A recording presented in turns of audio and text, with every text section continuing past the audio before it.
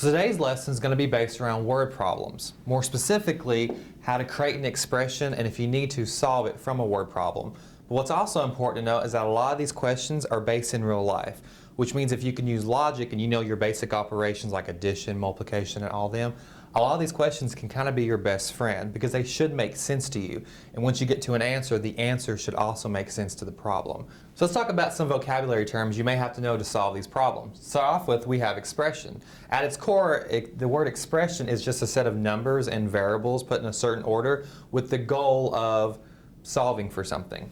Now, an equation is similar to that, but what the big difference is an equation actually has an equal sign. Now, another word you need to pay attention to is per, which if you see that in a word problem, 99% of the time, that's referring to multiplication. Let's talk about a couple of terms that will help you when you're actually setting up your expression in a word problem. And those two terms are constants and changes. What it boils down to is when you see a word problem, you're going to see a set of numbers in there. We've all seen those. But those numbers are either going to apply to something called a constant or apply to something called a change. If the number is a constant, that means that it's always going to happen. And if a number is a change, it changes depending on the situation. As with a lot of math, this will make more sense once I actually show you an example. So let's look at this statement. A woman always buys a bagel priced at 50 cents at a local shop and buys coffee priced at $2.50 for each of her coworkers. We're trying to decide these two numbers if they're going to be called a constant or a change. Since a constant always happens, what does she always buy? She always buys a 50-cent bagel. So now we have to decide if we have any changes in this problem. A change is a number that we may have to multiply by something else or divide by something else, but the bottom line is that number is going to change into something else.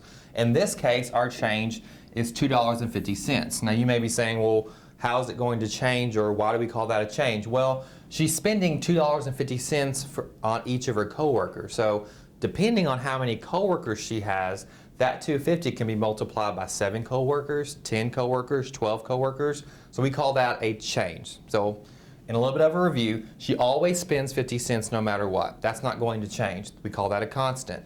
The $2.50 we call a change because depending on the number of coworkers, she may have to spend more than that. Back to constants and changes. When you're actually setting up your expression, once you decide what numbers are called constants, those numbers are always going to be by themselves. So just a 2 or a 7, not any variables with them. When you decide, okay, here's my word problem, these numbers are considered changes, those numbers will be paired up with different variables. That's how you know that they're going to change. So let's look at that same problem.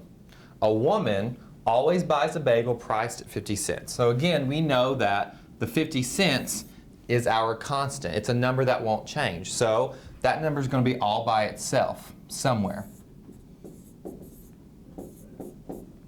And then we've already also decided that the $2.50 is considered a change because it can change based on how many coworkers she has. And I just told you changes are paired up with variables. So this number right here, this $2.50, is going to have a variable attached with it.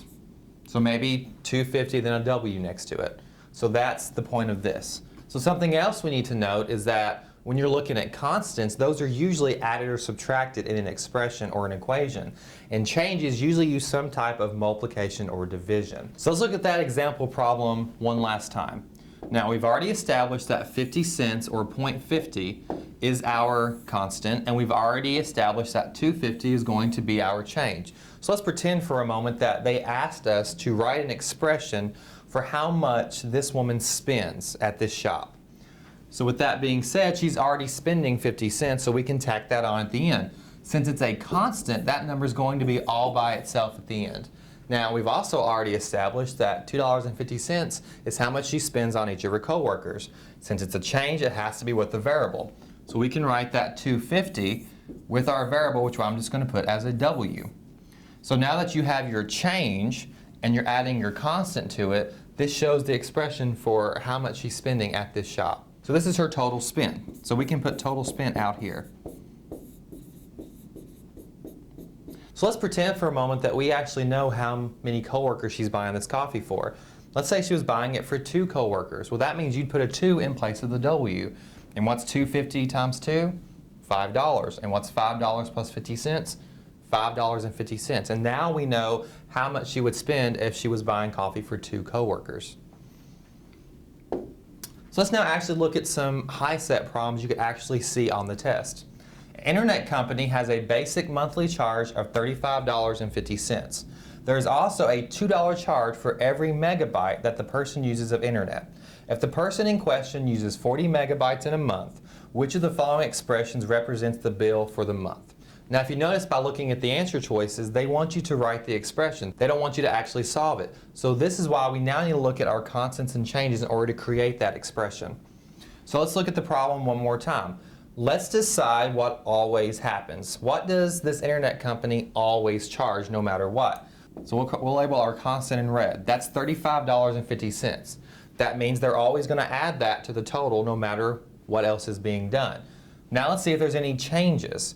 So there is a $2 charge for every megabyte that the person uses of internet. So depending on how many megabytes this person uses, that $2 can become $4, $6, $20. It all depends on those number of megabytes.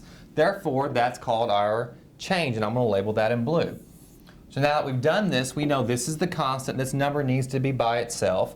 And this right here is a change, so it needs to be with another variable. Now, if we were going to actually write this out, it would look something like this.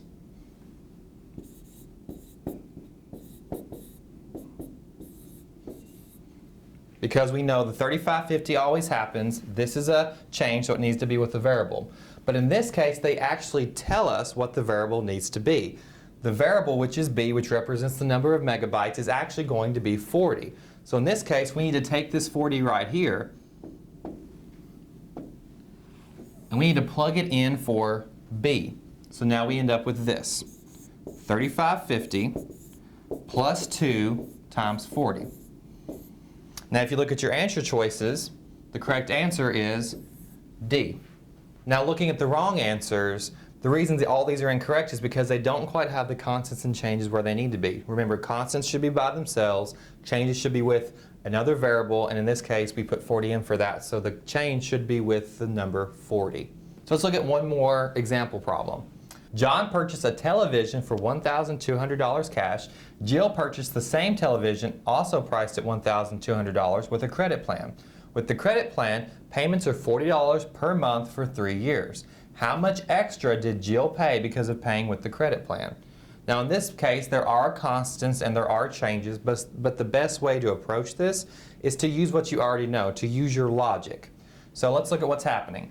John purchased it straight out for $1,200 in cash.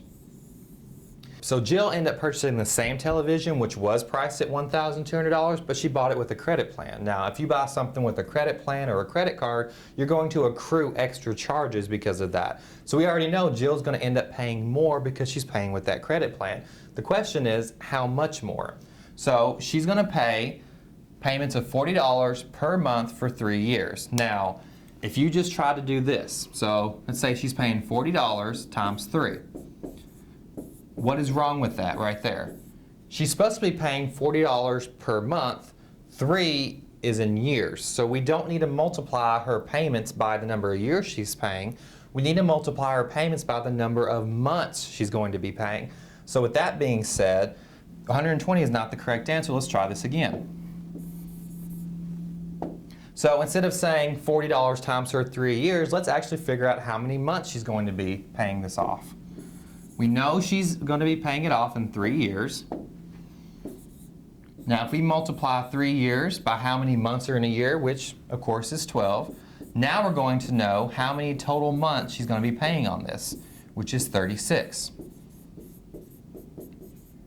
So it's going to take her a total of 36 months to pay this payment off. Now if you notice in the problem, it actually says $40 per month.